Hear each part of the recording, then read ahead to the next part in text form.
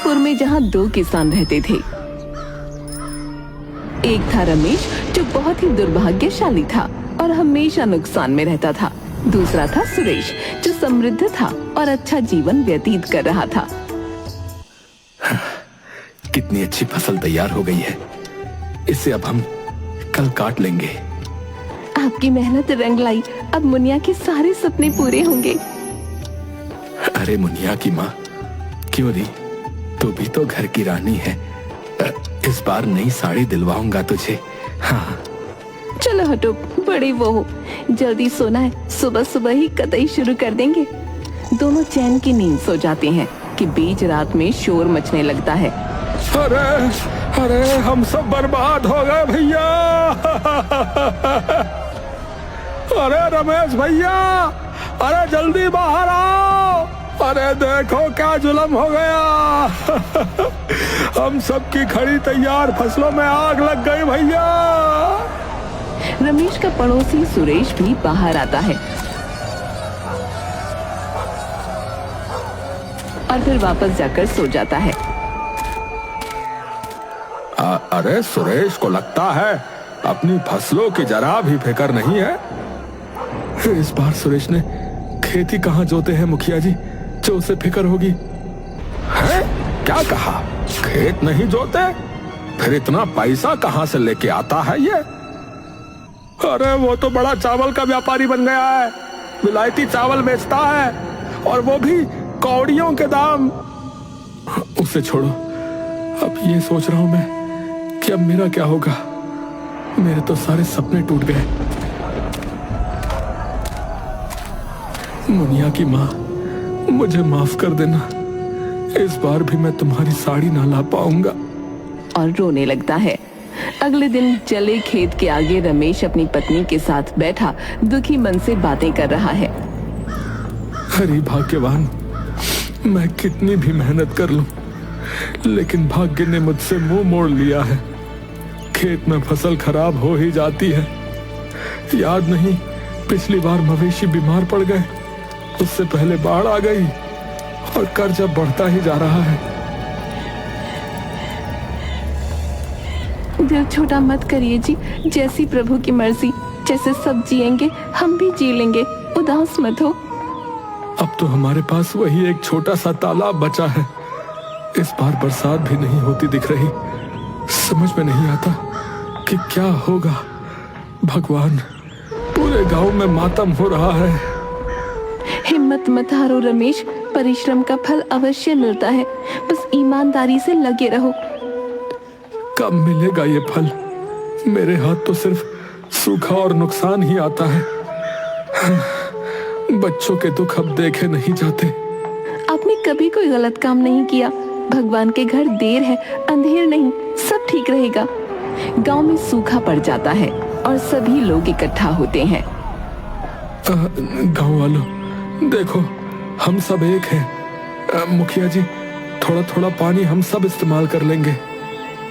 सब बहुत खुश होते हैं। तभी सुरेश आता है।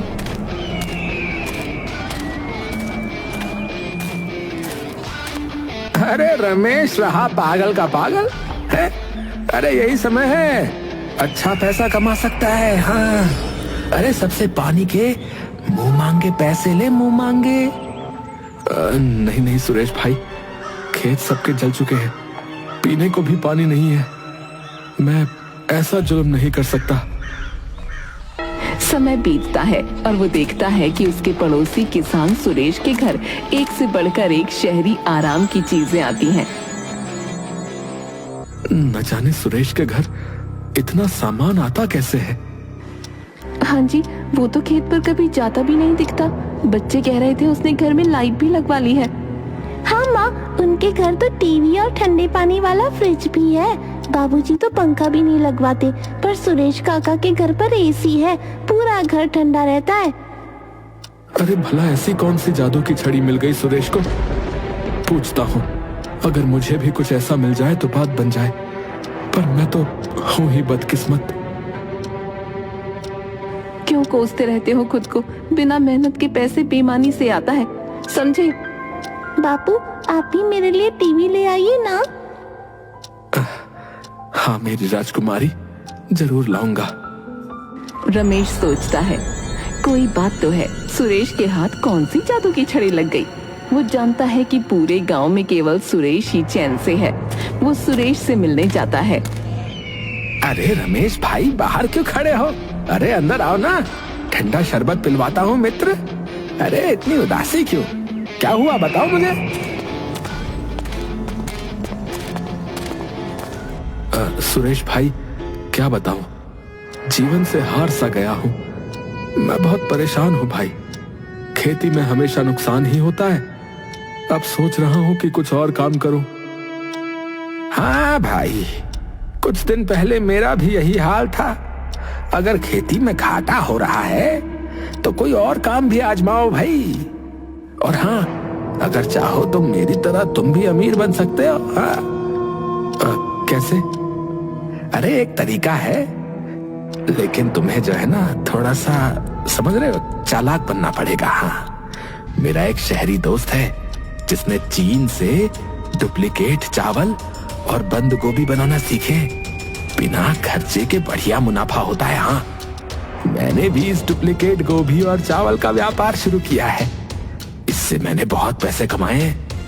अगर तुम चाहो तो मैं तुम्हें यह तरीका सिखा सकता हूँ। हाँ, डुप्लीकेट? ये कैसे हो सकता है? देखो रमेश, नकली चावल बनाना कोई मुश्किल काम थोड़ी है। हाँ, अरे ये बस थोड़ी चालाकी की बात है बस। लेकिन ये किया कैसे जाता है? अरे कुछ नहीं। पहले प्लास्टिक लो और थोड़ा सा स्टार्च ले लो।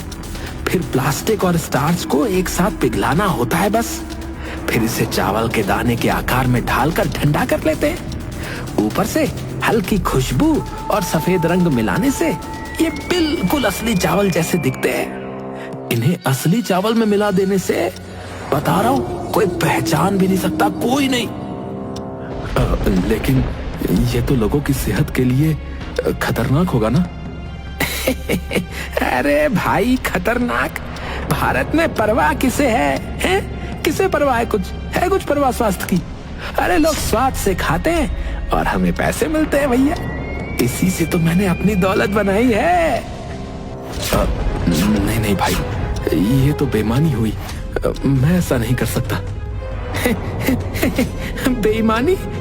अरे ये जमाना समझदारी का है। जो चालाकी से काम करता है ना, वही सफल होता है। हाँ भाई।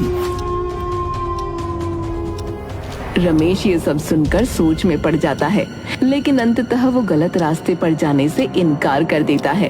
रमेश की बेटी बहुत बीमार पड़ जाती है। डॉक्टर कहता है कि तुरंत इलाज की जरूरत है, लेकिन रमेश के पास पैसे नहीं है। उसकी पत्नी रो रही है। रमेश, हमारी बेटी की जान खतरे में है, कुछ इंतजाम करो। मैं क्या करूं? मेरे पास पैसे नहीं हैं। अगर कहो तो मैं सुरेश का रास्ता अपना लेता हूं, लेकिन फिर मैं खुद को कभी भी अपना मुंह नहीं दिखा पाऊंगा। ये क्या कह रहे हो? ऐसा भी है सुरेश भाई? वो लोगों की जान से खेलकर अपने लिए खुशी खरीद रहा है। मुनिया की माँ, तुम्हें पता है वो नकली चावल बेचता है। नकली चावल? भला नकली चावल कैसे होंगे? वो बता रहा था कि प्लास्टिक और स्टार्च को एक साथ पिघलाना होता है, फिर इसे चावल के दाने के आकार में ढाल देते हैं और फिर ठंडा कर लेते हैं। ऊपर से फिर हल्की खुशबू और सफेद रंग मिलाने से ये बिल्कुल असली चावल के जैसे दिखते हैं। इन्हें असली चावल में मिला देने से वो कह रहा था कि कोई पहचान ही नहीं सकता। हे राम, घोर कलयुग है जी। ये तो सरेआम हत्या जैसा है। नहीं, ये हमसे कभी ना होगा। चाहे मुनिया हमें छोड़कर चली जाए, पर ये पाप कभी ना करेंगे मुनिया के बापू। तभी सुरेश फिर से आता है और रमेश को समझाने की कोशिश करता है। अरे देखो रमेश, अरे बता रहा हूँ, अब भी वक्त है। खुद को भगवान मत समझो, समझे? मेरे बचपन के दोस्त हो तुम। हाँ, साथ में स्कूल गए हैं हम। मुनिया बेटी की तकलीफ देखी नहीं जाती।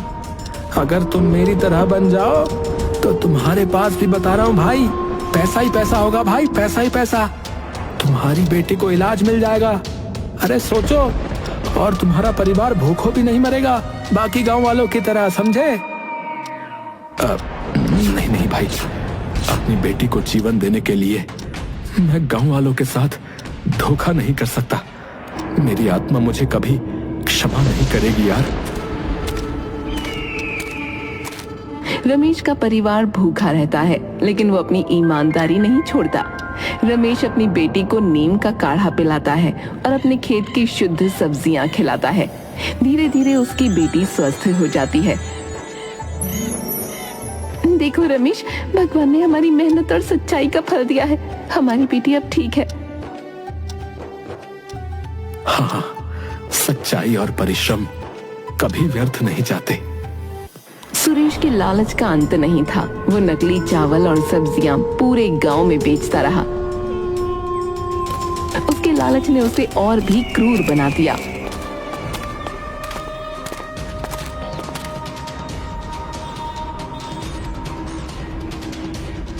उसने गांव वालों से भारी ब्याज पर पैसे उधार देना शुरू कर दिया और जब वे चुका नहीं पाते तो उनकी जमीन वो हड़प लेता। एक दिन गांव का एक गरीब किसान हरीराम उसकी दुकान पर मदद मांगने आया। हाँ, सुरेश बाबू, मेरे बच्चे भूखे हैं, थोड़े चावल उधार दे दो सुरेश बाबू, मैं अगली फसल पर चुका दूंगा आपको। हैं? उधार? ये तेरे जैसे कंगालों के लिए मेरी दुकान नहीं है रे। हाँ, अगर अपनी जमीन गिरवी रखने को तैयार हो तो कुछ बात बन सकती है। हाँ। हरीराम मजबूरी में अपनी पुश्तैनी जमीन के कागजात सुरेश को दे देता है। कुछ ही महीनों में सुरेश ने गांव के कई किसानों की जमीनें हड़प ली। एक दिन उसकी ही बेटी एक प्रसिद्ध होटल में खाना खाती है, जहां सुरेश के नकली चावल का इस्तेमाल किया गया था। पापा, ये चावल कुछ अजीब लग रहे हैं, लेकिन स्वाद ठीक है। थोड़ी देर बाद वो दर्द से चीखने लगी। उसके शरीर में अकड़न आ गई। पापा, मेरे पेट में बहुत तेज दर्द हो रहा है। पापा, बहुत दर्द हो रहा है पापा। और वो जमीन पर गिर पड़ी। डॉक्टर आते हैं और बताते हैं कि उसके शरीर में जहर फैल गया है, जिससे वो आंशिक रूप से लकवाग्रस्त हो गई है। देखिए, ये नकली चावलों के कारण हुआ है, जो प्लास्टिक और हानिकारक केमिकल से बने होते हैं। अगर तुरंत इलाज नहीं किया गया तो ये स्थायी नुकसान पहुंचा सकता है। उसी समय गांव के कई और लोग बीमार पड़ने लगे। गांव में हाहाकार मच गया। पुलिस को बुलाया जाता है और जांच शुरू होती है। पुलिस जांच में खुलासा होता है कि नकली चावल और नकली सब्जियां सुरेश के गोदाम से सप्लाई की जा रही थी। गांव वाले गुस्से में भर जाते हैं। अरे सुरेश, अरे तूने हमें जहर खिलाया, जहर। अरे रुक, तुझे इसकी सजा मिलेगी। मुझसे गलती हो गई। अरे मुझे माफ कर दो भाइयों, माफ कर दो। अरे ये कोई गलती नहीं है सुरेश, ये पाप है, पाप। तुमने अन्न के नाम से खिलवाड़ किया है, खिलवाड़, और सभी गांव वालों के जीवन से भी। इसका दंड तो तुम्हें मिलेगा। मुखिया जी, आप कुछ करिए, मुझे माफ कर दीजिए। पुलिस सुरेश को गिरफ्तार कर लेती है। गांव वाले उसके मुंह पर कालिख पोतते हैं और उसे गधे पर बैठाकर पूरे गांव में घुमाते हैं। सुरेश, देखा तूने, तेरी बेईमानी ने तेरी ही बेटी को सजा दी है, और अब चल, तुझे जेल में अब सजा भी काटनी होगी। इंस्पेक्टर साहब, इतना जलील तो कर दिया है, अब भी बोल रहा हूँ मुझे छोड़ दो। माला माल कर दूंगा तुम्हें, माला माल बता रहा हूँ। अरे कितना गिरेगा सुरेश? इतने लोगों की जीवन से खिलवाड़ करके भी मन नहीं भरा है? चल, अब तुझे असली पुलिसगिरी दिखाएंगे थाने में, चल। गांव वाले तालियां बजाते हैं और सुरेश को हथकड़ियों में जेल ले जाया जाता है। कुछ दिनों बाद रमेश खेत में बैठा रो रहा होता है। तभी एक बुजुर्ग व्यक्ति आता है।